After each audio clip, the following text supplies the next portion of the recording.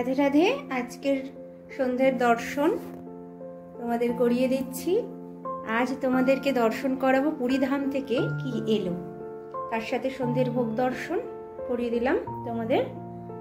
পুরীধাম থেকে কে নিয়ে এলো, কিভাবে এলো, কি উপহার এলো, কে এলো, সবটাই তোমাদের দর্শন করিয়ে দিব। কেমন লাগলো জানিও, সাথে থেকো, পাশে থেকো, লাইক কমেন্ট শেয়ার করতে একদম ভুলো না জানো। সকল ভক্তকে দর্শন করিয়ে দিও যে শ্রীধাম শ্রীক্ষেত্র থেকে, শ্রীক্ষেত্র পুরীধাম থেকে কি এলো।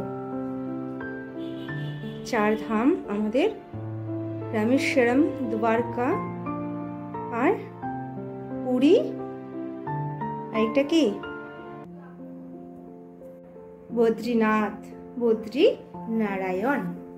তাই শ্রীক্ষেত্র শ্রীধাম পুরী, শ্রীধাম পুরীতে ভগবান কি করেন? শ্রীধাম পুরীতে ভগবান ভোজন করেন।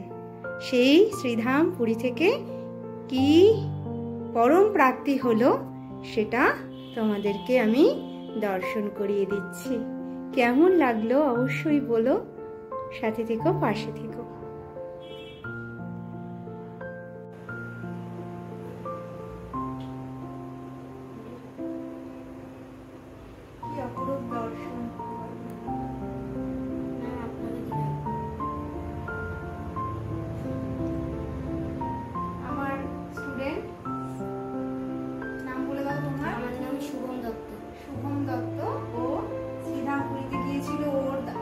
দাদা, মা বাবা সকলে মিলে, ওর দাদা হলো শুভ আর মা বাবা সকলে মিলে শ্রীধাম পুরীতে গিয়েছিল। শ্রীধাম পুরী থেকে নিয়ে এসছে এই পরম প্রাপ্তি।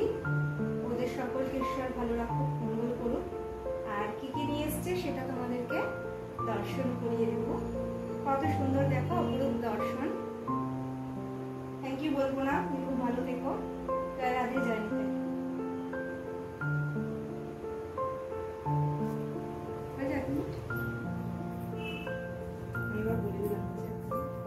ভগবান নয়, তার সাথে পোশাক দিয়েছে।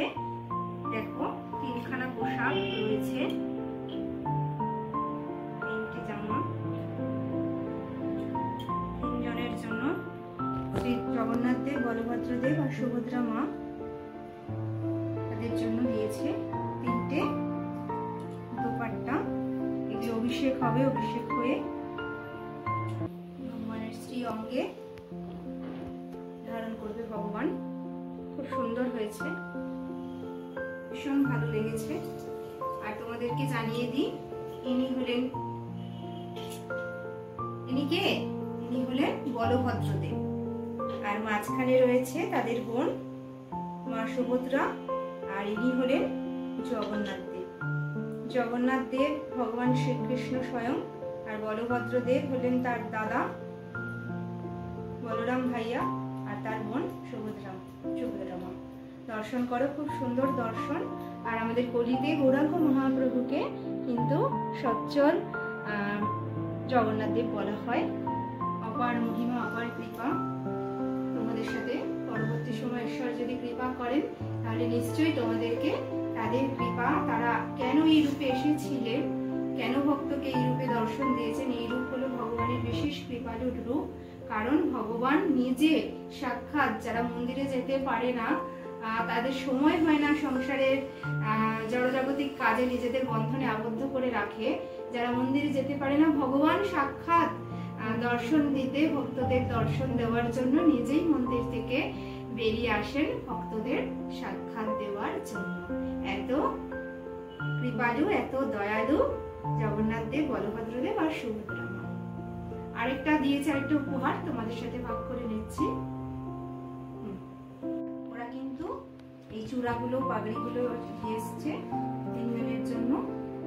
ঠিক আছে, খুব সুন্দর। দেখো, এই একটা, এই একটা। আর প্রসাদ তো নিয়েই এসেছে। এই মুকুটগুলো পরিয়ে একটু তোমাদেরকে দর্শন করিয়ে দিচ্ছি। খুবই সুন্দর।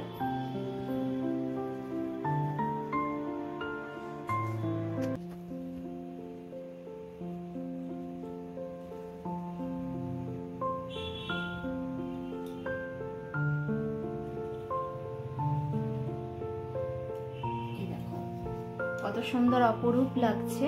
আর পোশাক পরিয়ে অভিষেক করিয়ে তারপর তোমাদেরকে দর্শন করিয়ে দেব।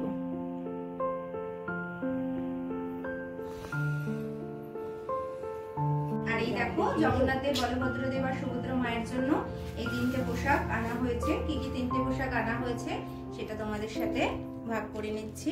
দেখো কি কি পোশাক এনেছি। এই একটা কালার, এটা অরেঞ্জ, এটা হলো হলুদ, আর এটা হলো লাল। এবার দেখাচ্ছি পোশাকগুলো খুলে দেখাচ্ছি।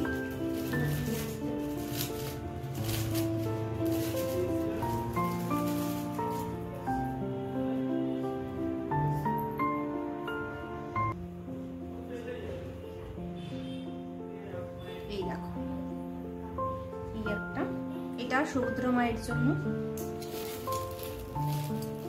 এই একটা পোশাক।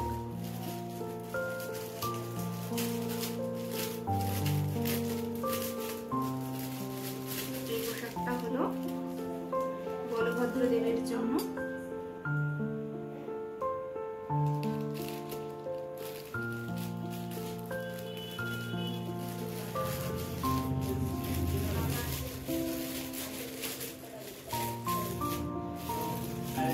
ধরে দিই কারণ নাহলে হারিয়ে যাবে, এদিক ওদিক হয়ে যাবে। আরেকটা জগন্নাথ দেবের জন্য আরেকটা পোশাক আনা হয়েছে। অভিষেক হবে তখন পোশাকগুলো পরিধান করবে।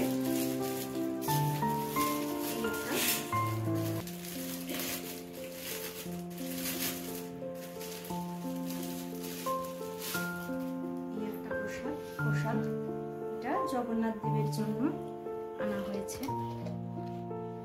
দেখো কত সুন্দর লাগবে পরিধান করলে। এইভাবে পরিধান করানো হবে সুন্দর করে। তোমাদের দর্শন করিয়ে দেব।